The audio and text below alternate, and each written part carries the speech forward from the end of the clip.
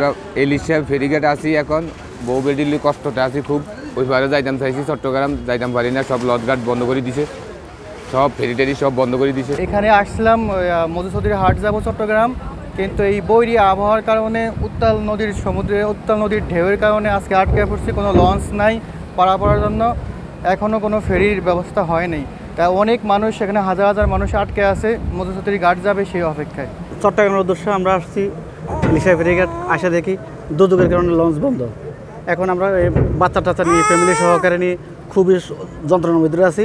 হ্যাঁ, বোলার মানুষের আসলে একটা ব্রিজ সেতু দরকার, নাহলে মানুষ খুবই অসুবিধার ভিতরে আছে।